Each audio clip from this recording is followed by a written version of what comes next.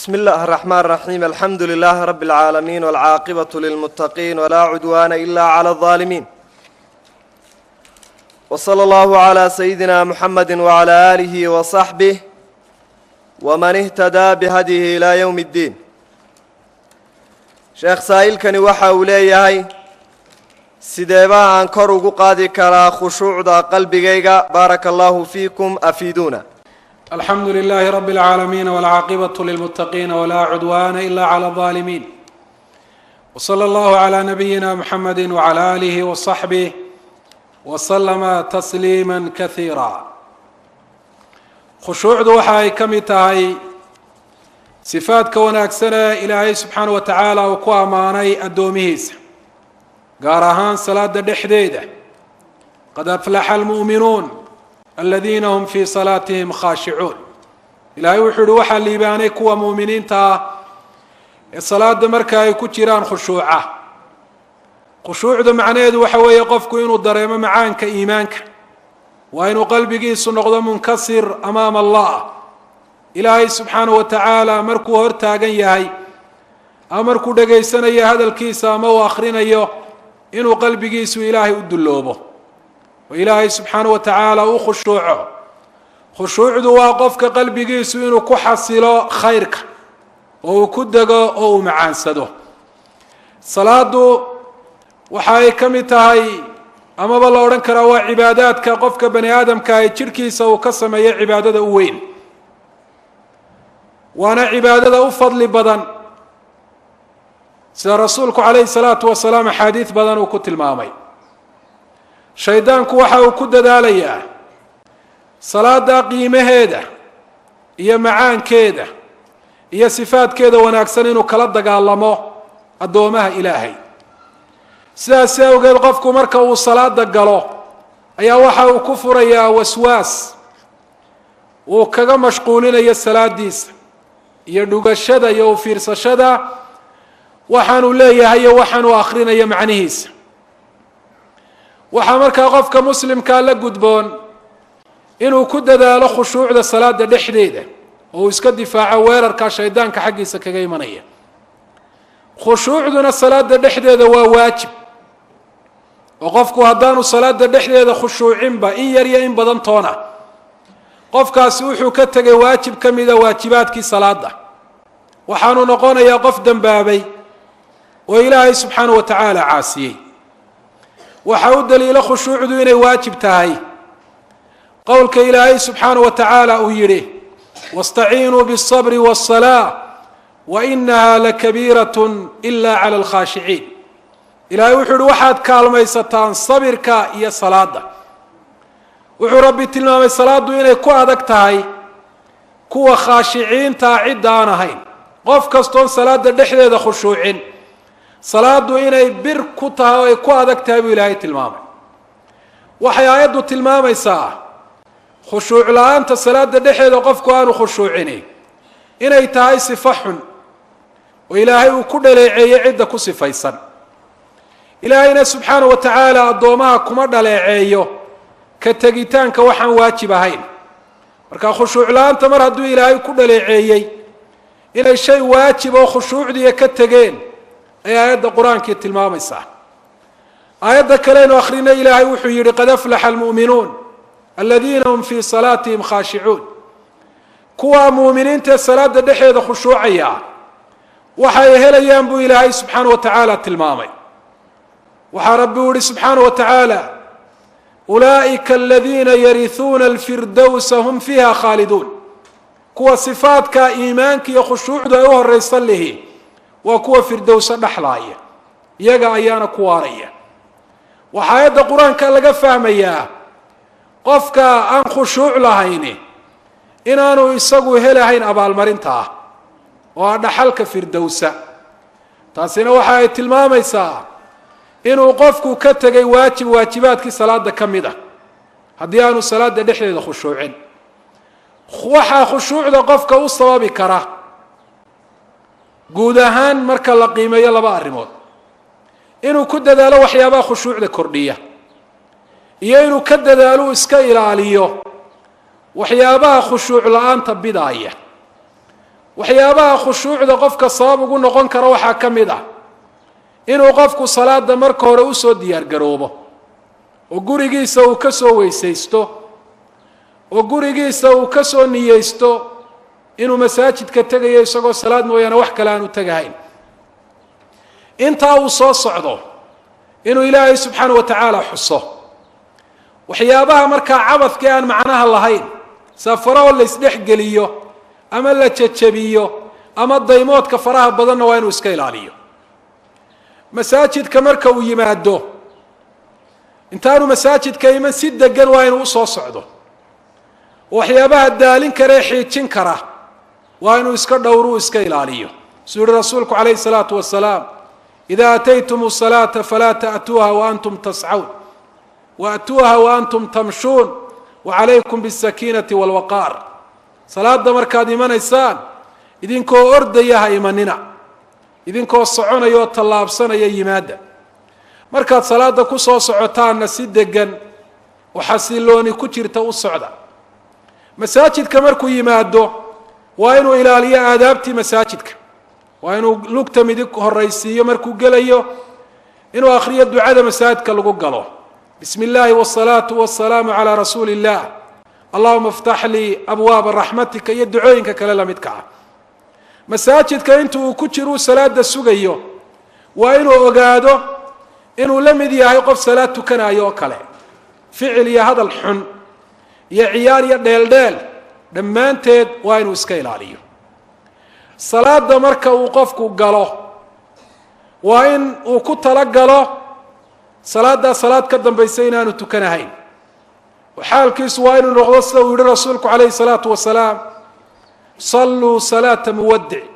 waxaad tukataan mid adduunyadan sagootiyaya oo ka tegaya salaaddii oo kale salaada dhexdeeda qofku waa inuu geerida ku xusuusto rasuulku calayhi salaatu wasalaam wuxuu yidhi udkur ilmowta fi الsalaa faina arajula ida dakarahu fi الsalaa yuxasinu salaatahu salaada dhexdeeda geerida ku xusuuso inaad dhimanayso adduunyada aad ka tegayso oo lagaa kaxaynayo waayo ninku salaada isagoo ku jira hadduu geerida xusuusto salaadiisa ayuu wanaajinayaa xagga qalbiga iyo xagga intan muuqataba xadiidka sheekhu اlalbani silsilaة اlaxaadiid asaxiixa ayuu ku qoray waa inuu qofku u fiirsado qur'aankan uu akhrinayo macnihiisa waanu carabkoo qura ka akhrina qalbigana uu ka akhriyo afalaa yatadabbaruuna alqur'aana am calىa quluubin aqfaaluha buuhi ilaahay subxana wa tacaala wuxuu ilaahay canaantay oo u dhaleeceeyey kuwa qur-aanka akhrinaya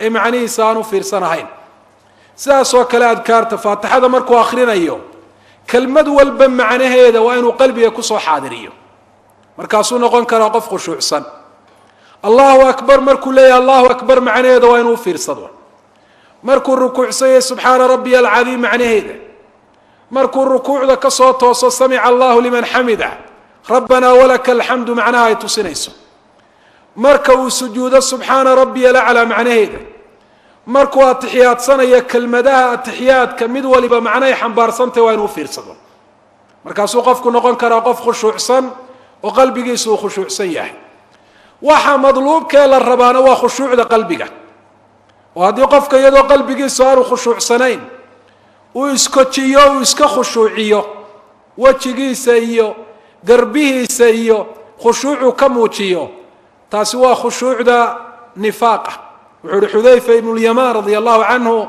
iyaakum wa khushuuca nifaaq waxaan idinka digayaa khushuucda nifaaqa ku dhisan waxaa lagu yihi waa maxay khushuucu nifaaq wuxuu yihi an yakshaca badanuhu walaa yakshaca qalbuhu waa in qofka jidhkiisu uu u muuqdo mid khushuucsan iyadoo qalbigiisu aanu khushuucsanayn waxyaabaha khushuucda kugu kaalmayn kara waxaa ka mid a markanaad tukanayso ilaahay inaad hor taagan tahay oo rabbi aada la hadlayso oo ilaahay aada u jawaabayso waa inaad xusuusnaato wuxuu yihi rasuulku calayhi salaatu wasalaam ilaahay wuxuu yidhi qasamtu salaata baynii wa bayna cabdii salaada waxaan u qeybiyey aniga iyo addoonkayga faإida qaala alcabdu alxamdu lilahi rabi اlcaalamiin qaala allahu tacaala xamadanii cabdii addoonku markuu yidha alxamdu lilaahi rabbi alcaalamiin ilaahay wuxuu odhanayaa addoonkaygii wuu i ammaanay waidaa qaala alcabdu alraxmaani alraxiim qaala allahu tacaala ahnaa calaya cabdii markuu alraxmaani alraxiim addoonku akhriyo ilaahay wuxuu odhanayaa addoonkaygii ammaantuu i ammaanaya buu ku celiyey faidaa qaala alcabdu maaliki yowmi اddiin qaala allahu tacaala majadanii cabdii maaliki yowmi اddiin markuu akhriyo ilaahay wuxuu odhanayaa addoonkaygii wuxuu farabadiyey oo uu ku sii celceliyey ammaantuu i ammaanayay markaas waa su-aasha ama jawaabta iyo hadalkaa ilaahay iyo addoonka dhex maraaya markaa ka waran ilaahay subxaana wa tacaala haddaad ka jeesato qalbigaaga aad kaga jeesato waxaa la dhaleeceeyey inuu wejigaagu ilaahay ka jeesto adoo salaada ku jira oo rasuulku uu ku sheegay dhufasho shaydaanku salaada qofka wax uu ka dhufanayo maxaad u malaynaysaa iltifaatu lqalb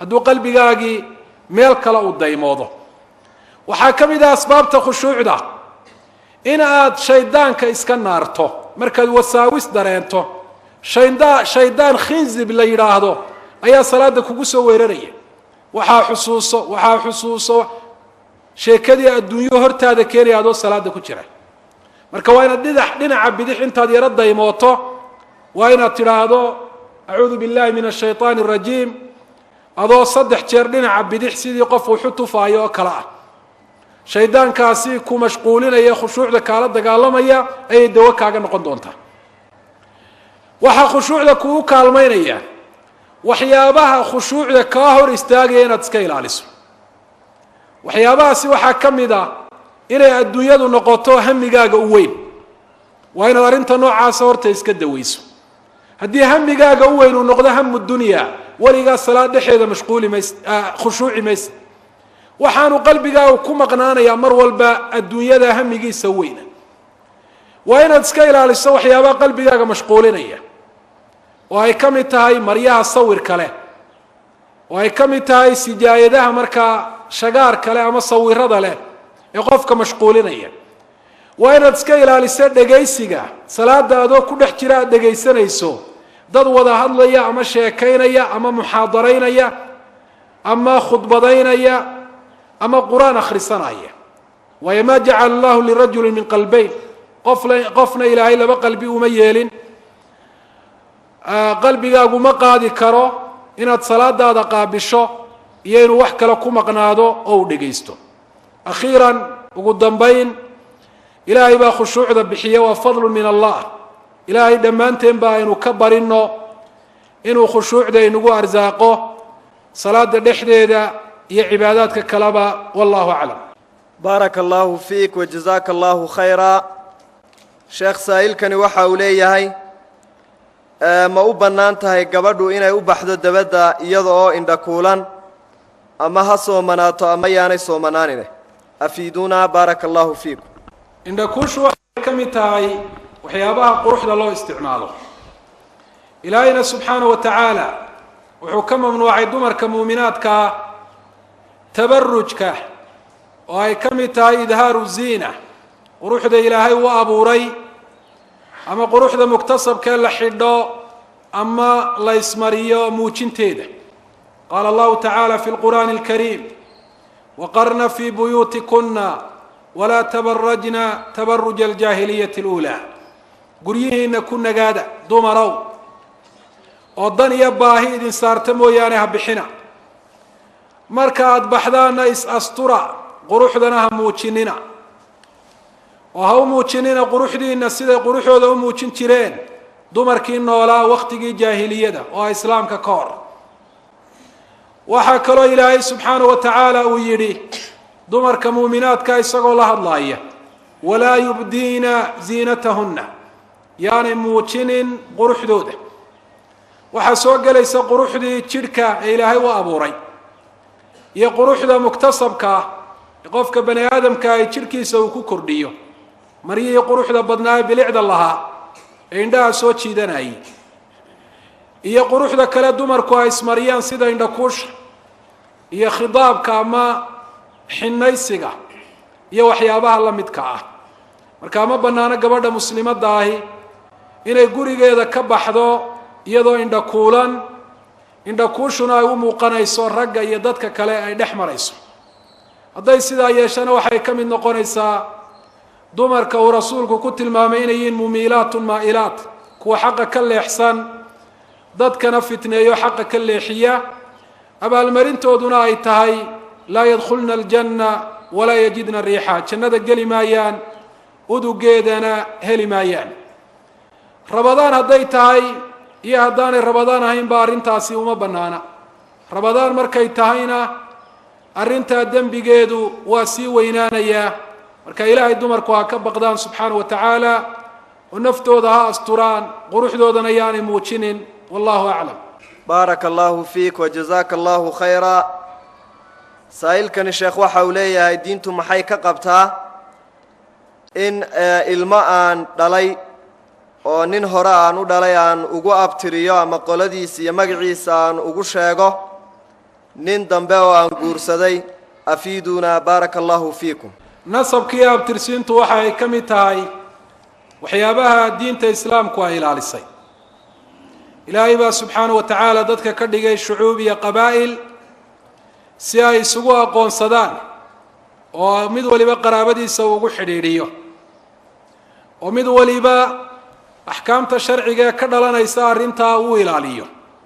rasuulkuna calayhi salaatu wasalaam wuxuu yidhi tacallamuu min ansaabikum maa tasiluu bihi arxaamakum, waxaad ka barataan nasabkiina iyo abtirsiintiinna in sabab idinku noqota inaad xidhiidhisaan qaraabadiinna. qofku haddaanu garanayn cid ay qaraabo yihiin, arrintaa qaraabo xidhiidhinta ayaa meesha ka baxaysa, oo shareecada iyo xukunkaasi ilaahay subxaanahu wa tacaala uu waajibiyey ayaa lumaya. waxa islaamku si adag uu uga digay oo dembiyada waaweyn uu ku daray in qofka nasabkiisa iyo abtirsiintiisa la duro, atacnu fi lansaab, ama gabay ha lagu caayo amaba se hadal kaleba ha lagu caaye. waxa islaamku uu ka digay qofku inuu ku abtirsado cid aan dhalin. waxa uu rasuulku calayhi salaatu wasalaam tilmaamay inay kufri tahay min alkufri an yantasiba arajulu ilaa gayri abiih. waxaa ka mid a dhaqankii iyo caadadii kufaartu ay lahaayeen, oo qofka muslimkii inuu ka shabahana aanay bannaanayn inuu ninku ku abtirsado cid aan aabbihii ahayn, uu yidhaahdo hebel baa i dhalay, abtirsiintana isaga uu marsiiyo. haddii hooyadu inankeeda ama inanteeda ay ugu abtiriso nimaan dhalin oo iyadu ay u dhaxday, arrinta noocaasi waxay noqonaysaa inay ugu kaalmaysay dembigaa weyne rasuulu kufriga uu ku sheegay. ilaahayna subxaanahu wa tacaala wuxuu mamnuucay inay dadku isu kaashadaan, ay isku caawiyaan wax dembi iyo khalad ah. walaa tacaawanuu cala alithmi waalcudwaan. waxaana ficilka noocaasiya ka dhalanaya waxyaabo fara badan oo shareecada islaamka ku foolxun, oo markaa nin aan dhalin ilmihii loogu abtiriyo, waxyaabaha ka dhalanaya waxaa ka mida inuu dhaxlo xoolo aanu xaq u lahayn. waxaa ka dhalanaya ikhtilaatu lansaab, in nasabkii uu isdhex galo oo isku kharibmo. waxaa ka dhalanaya dad aan maxram isu ahayn in maxram la ysaga dhigo, oo inankaasi hablihii ninkaasi uu dhalay ee gabadhani aanay u dhalin in walaal ay ka dhigtaan ama isaguba uu ka dhigto, oo dabeetana meel uu kula gooni noqdo inan hablaha ka mid ah, amaba se waxa weeyaan uu gacan qaado, ama iyadoo bilaa xijaaba ay kulmaan. intaasibana waa dembi iyo wax sharciga ilaahay ku foolxun. marka waxyaabahaas oo dhan ayaa ka dhalanaya. ma bannaano arrinta noocaasi. inankeedana gabadhu inay lugoyso ma aha, ciddii dhashay waa inay ugu abtiriso. isaga laftiisu markuu ogaado ninka loogu abtirinayaa inaanu dhalin, arrintaasi niyad jab bay sabab ugu noqonaysaa, waxaanay ku kalifi kartaa dembiye kaloo foolxun inuu sameeyo. wallahu aclam. baaraka allahu fiikum wa axsana allahu ilaykum. sheekh saa'ilkani wuxuu leeyahay diintu maxaa ay ka qabtaa haddii ay tinta aflaaqa igaga dhacdo? waa gabadh baan u malaynaya.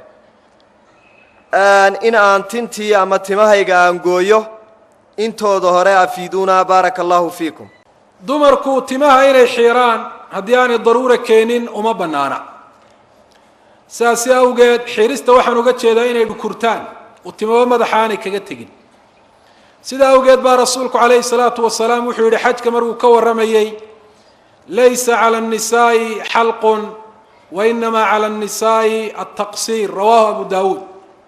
dumarka waajib kuma aha inay dhukurtaan markay xajiyaan ama ay cumraystaan, yacnaa dushooda ma aha laa wujuuban wala istixbaaban, waajibna ma aha sunnana arrintaasi uma aha. waxaa dumarka waajib ku ah timahooda inay gaabiyaan markii ay xajiyeen ama ay cumraysteen, oo xiirashadu fadli badan ay leedahay. rasuulku calayhi salaatu wasalaam uu yidhi allahuma arxam ilmuxalliqiina 3 jeer, ilaah u naxariiso ragga dhukurta markay xajka ama cumrada dhammaystaan. markii afraadna uu yidhi walmuqasiriin, ilaah kuwa gaabsadana u naxariiso. xiirashada fadligaa loo sheegay baa dumarka loo diiday. taana waxay culimmadu u daliishadeen haddii aanay daruura keenin gabadhu inay dhukurataa inaanay bannaanayn, waayo arrintaasi waxay noqonaysaa inay ragga u ekaatay, isu ekaysiisay. waxaa kaloo ay shabbahaysaa khawaarijta, qolada khawaarijta ladhaha muslimiinta xaqdarrada ku gaalaysiiya, dhiigoodana ku xalaashada. wuxuu rasuulku tilmaamay siimaahum ataxliiq, calaamadooda waxaa ka mid ah had iyo jeeraale inay dhukurtaan. rasuulkuna calayhi salaatu wasalaam lama sheegin isagoo dhukurtay inuu xajiyo ama uu cumraysto mooyaane. masalada labaadee ku saabsan gaabinta timaha dumarku ay gaabiyaan, dumarka waa u bannaan tahay timahooda inay gaabiyaan, waayo waxaa muslim saxiixiisa uu ku wariyey dumarkii rasuulku calayhi salaatu wasalaam markii uu geeriyooday inay timahooda gaabin jireen. waxaase gaabinta timuhu aanay u bannaanayn haddii sababta timaha loo gaabinaya ay tahay isu ekaysiin dumarkaasi ay isu ekaysiinayaan dumarka gaalada ah ama dumarka faasiqaadka ee xumaanta lagu yaqaano. waayo rasuulku calayhi salaatu wasalaam waa ka digay qofka muslimka ahi dadka xunxun inuu isu ekaysiiyo. waxaanu yihi man tashabbaha biqowmin fahuwa minhum, qofka qoom isu ekaysiiyaa iyaga ayuu la xukumiya oo masalada uga ekaaday uu kala xukumiya. haddii gabadhu ay uga jeedo inay ragga isu ekaysiiso oo timihii raggoo kale ay la soo hadhay, markaana ma bannaana, waayo rasuulku waa nacdalay dumarka isu ekaysiiya ragga. haddii sidaasoo kale gabadhu ay tabaruj uga jeedo inay timaha ay gaabiso ay muujiso oo ay ku xaragooto, markaana uma bannaana. marka haddii sababta keentay gaabinta timuhu ay tahay xaaje iyo baahi, sida xanuunkaa timaha ku dhacee la sheegay oo kale, gaabinta timuhuna qasdiyada iyo ujeedooyinka aynu tilmaanay ay ka maran tahay, wax dhibi sharci ahaan kuma jira gaabintooda. wallahu aclam. baaraka allahu fiik wajazaaka allahu khayra. sheekh saa'ilkani waxa uu leeyahay haddii aan ku riyoodo nebiga calayhi salaatu wasalaam isla markaana sumadihii iyo calaamadihii nebigu calayhi salaatu wasalaam uu lahaan jiray aan ka arko, ma odhan karaa nebigii calayhi salaatu wasalaam ayaan arkay? hadduu qofku ku riyoodo nebi maxamed calayhi salaatu wasalaam isla markaana uu yaqaano sifaadka iyo tilmaamihii xagga abuure rasuulku uu lahaa, ciddaa uu ku riyooday waa nebi maxamed calayhi salaatu wasalaam. waayo rasuulku wuxuu yihi sida bukhaari saxiixiisa ku wariyey man ra'aanii fi lmanaami faqad ra'aanii faina shayطaana laa yatamahalu bi, qofka riyada igu arkaa macnaanoo sifaadkaygii leh, qofkaasi dhab ahaan wuu i arkay. waayo rasuulku wuxuu yihi shaydaanku aniga isuma kay soo ekaysiiyo oo iskuma kay mateli karo. ilaahay baa subxaana wa tacaala taa ka celiyey oo awood uma laha.